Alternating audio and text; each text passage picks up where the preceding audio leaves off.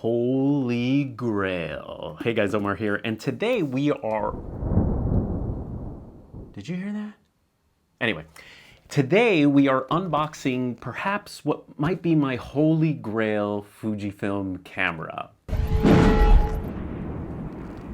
Is that coming from...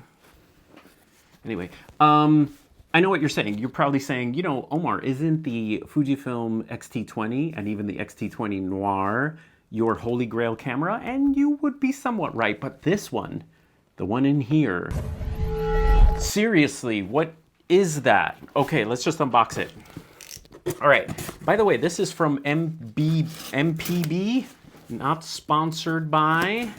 Remember the last time I had an MPB experience, it wasn't super positive, but I've had a couple of things after that and they've been really great. Thank you to you guys who vouched for them and said they do a great job, mostly overseas, but I got the US MPB stuff pretty, reliable. I found them to be pretty reliable after that bad experience. So I will update the description.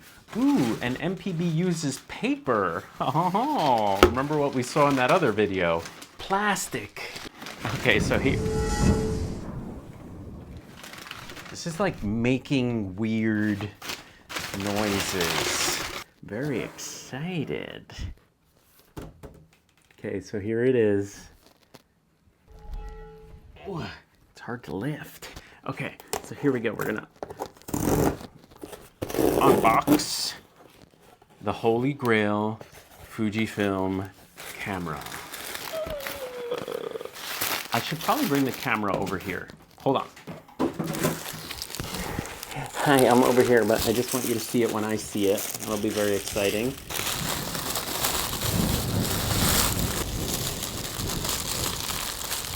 The Holy Grail camera is... Whoa. What do you think, guys? Let me...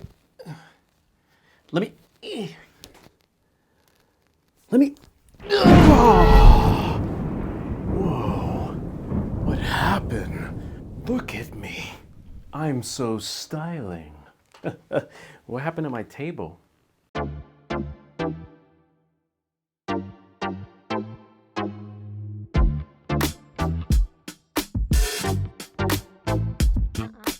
That's right, the X Pro 2 Graphite Edition, and I feel so like shallow right now because I really wanted to own this camera because of the way it looked. Again, we're talking about what cameras look like here. Please, I hope this is not the first video you're seeing.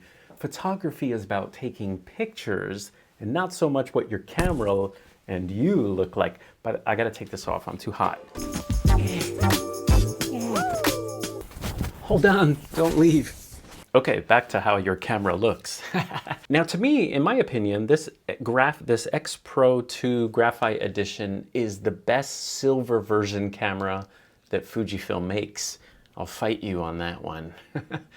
They make the XT line in silver, but they are like a very light silver, which I'm not a fan of. And the X Pro 3 was released with some, like titanium and some cool Dura black, graphite looking edition colors, but they seem to have a lot of like a fingerprint problem where the oils from your hands would, gather on the surface of the camera. So it's beautiful and I consider it kind of as a collectible. I don't know how much I'll be shooting this camera, which is a little bit of a shame because I love the sensor in this camera. I don't want it to get scratched. Something else I love is that it has the X-Trans 3 sensor. That's the same sensor in the X-T2 camera. So those of you that have the X-T2, that has the same X-Trans sensor as that. And it also has the same X-Trans sensor as my favorite little Fujifilm camera, the X-T20. And I made a video about the subtle differences between the sensors, and it's pretty subtle, but I'll link up the video below. But the gist of it is the cameras have gotten, quote, better. They've gotten more accurate in color. They've gotten less extreme, like they're not as saturated, and they're also not as warm. So the X-Trans 3 sensor, which this camera has, to me is like the best balance. Look at the graphite. Actually, it looks black on camera. Does it look black on camera? Oh, there, you can see it there. Look at that, guys. Look how good I look. So the X Pro 2 has an optical viewfinder, electronic viewfinder hybrid, which is so rare. I wish more cameras would do that. Sometimes you get a little bit of eye fatigue using the EVF for so long that it'd be nice to switch off the EVF and have just a little window in there that you can use. And it superimposes a grid that changes, a little frame that changes depending on what lens you put on. That's kind of weird. When you put a telephoto lens on there, it doesn't really work so great. A super wide is also weird. So I think anything like 23, 35 millimeter, they work great just to see the box, sort of fill up the whole frame. This front dial right here, if you switch this, you actually get a couple of different modes. You can get a little EVF, a little box in the corner. That's too much. I would probably just shoot this camera optical viewfinder and sort of mirror what Fujifilm wanted to do with the X Pro 3, which was a camera that they, hid the screen on the back. And so you could use this camera almost like a film camera. If you turn off the back screen, just use the optical viewfinder and don't look at your pictures. And I think you can just look at the exposure needle and sort of almost have an analog experience with this camera. And that's what I think the optical viewfinder gives you, which is really, really nice. The other thing that's great about this camera is it's a little beefer. It actually feels really heavy and well built. And I like it as a reference anytime there's a release from Fujifilm to see, how the materials have changed. So that's the other reason I got it, is for the channel. Hi.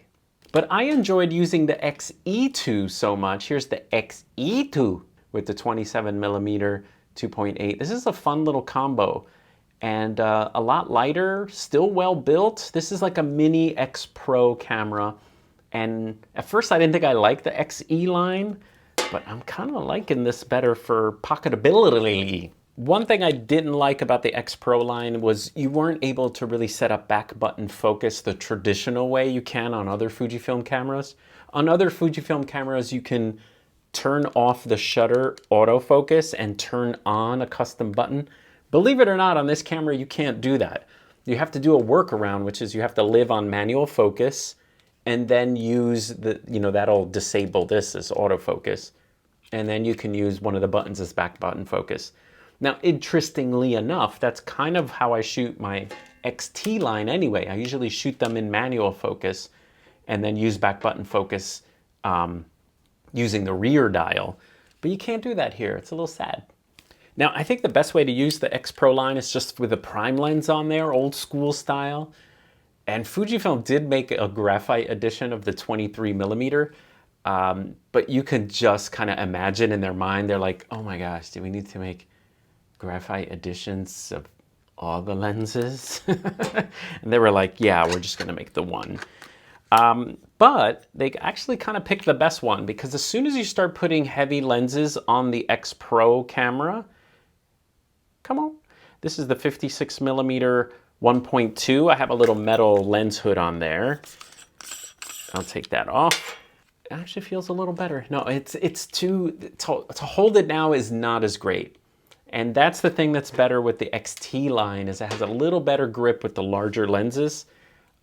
This is great with a little prime lens or something. Let's put the 27 on there. I think the prime lenses work best. They should have made a graphite 27 millimeter. That would have been cool, but you like? Super nice. Super duper nice. I think the camera works and looks best with these smaller prime lenses. What does this button do? Whoa! Whoa! All right, I'll see you guys next time.